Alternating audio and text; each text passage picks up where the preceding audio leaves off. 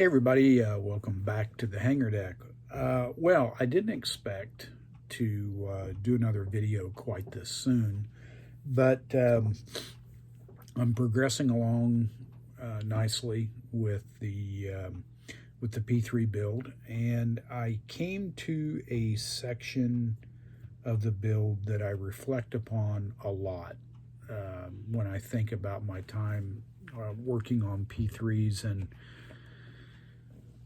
it was an interesting evolution whenever we performed this particular operation on a P3, and that was changing the main landing gear. So I want to take you through that procedure and tell you about what I thought about it and some of the kind of interesting things that happened. So if you look at this is the main landing gear on a P3 or the model representation. And right in the center of that T right there was a little nub. And that nub, you brought in a jack that had a jack arm in the center, and then it had two legs out like this that would straddle the landing gear, or the landing gear wheels. And you would bring that in and you would start jacking that jack up until it made contact with that nub, and then you started jacking up the main landing gear. Now, the main landing gear has a built-in shock absorber, if you will. It's called an oleo strut. And the first thing you have to do is you have to push that strut in as far as it would go, and then you actually start lifting the wing of the aircraft. And you lift it up until you got the main mount about that far off the ground. And then you took the main mount off and you put on the new one. You rolled the new one into place, you put it on, and then you aired it up. So to take that main mount off, if you look right in the center, right there, there's a little hub. And it had a cap, and you took that cap off, and I can't remember how that cap came off. I think it had a screw in it. But you take that cap off, and then you could see a bolt. And this bolt was about as big around as this paintbrush. And that bolt went from one side of the main mount collar right there, went from one side to the other. And then it had a little 1/4-inch nut on it. You took that off, you slid that bolt out, and then you got access to the interior nut that held that main mount on. And it threaded into the landing gear, the T on the landing gear. And so you put a special wrench in there and you spun that out. Once you got it started, it was machine thread, so you could spin it out by hand. And there was grease and things that you put on the main mount bearings. They had roller bearings. Anyway, the interesting thing about this evolution is we usually had 2 or 3 guys, usually 3 guys doing this.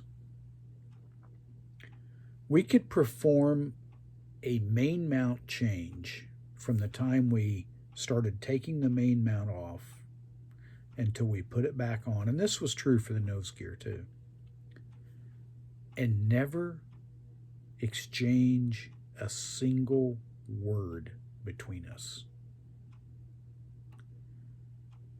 And when a guy got to the point where he was ready for the next tool, all he had to do was turn his hand over and that tool dropped right into his hand. Because one of us was watching the progress and we were ready. And it was like watching a tightly choreographed dance. We never exchanged a word.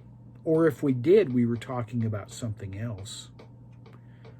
But we knew exactly what step came next, And we were right there when we took the old main mount off. We were right there with the new main mount. We helped them put the main mount on because it took a couple of guys because they were heavy.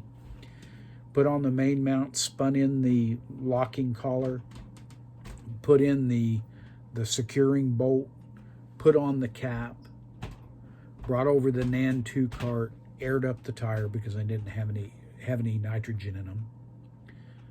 Got everything aired up, checked the pressure, made sure the pressure was right, dropped the jack, pulled the jack out, went over to the next main mount or secured the jack at the wingtip, whatever it was that we needed to do.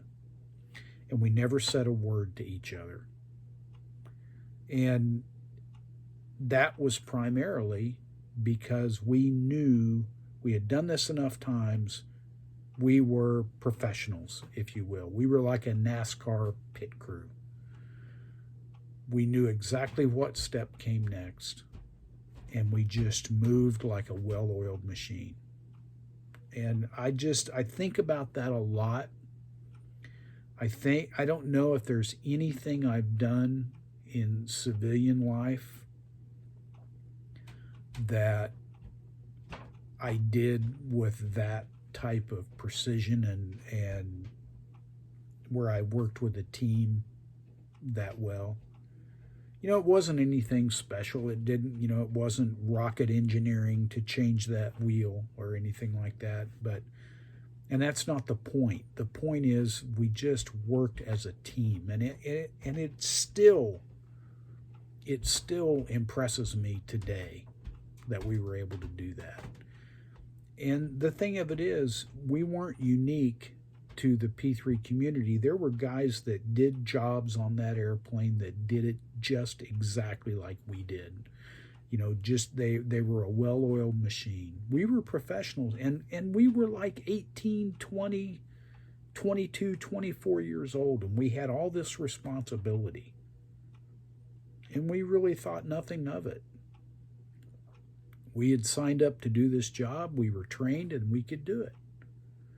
And we had a lot of responsibility for no older than what we were. We knew that we had to torque that main mount on to a certain torque level.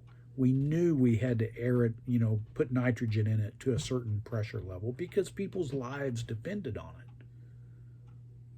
And we knew we had to account for every tool that we checked out.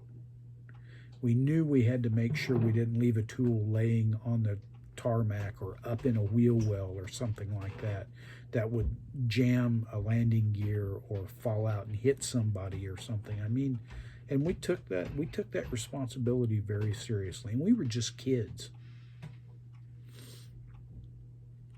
We held people's lives in our hands on a routine basis. And we understood that. And we just did it. It's just what we did. So, I'm not saying we're special or anything like that. I'm just saying it was something that we did. And anyway, so just wanted to share that with you. I think about that a lot. I'm sure I didn't share it quite as well as I'd wanted to, but I was putting the landing gear on this P3, and man, I just really thought about that. And that was always the coolest evolution to me. It was short, it was sweet, it didn't take a long time, but to just stand back and watch that and watch us do that and never exchange a word, never say, hey, you want to hand me that, that torque wrench? It was right there. It was so cool. All right, that's all I got. Hey, thanks for dropping back by the hangar deck. You know the drill. Watch out for the prop arcs. Watch out for the rotor blades. Be mindful of the intakes and the jet exhaust. Be careful out there. Have a great week, and keep it in the legal limit. We'll see you later.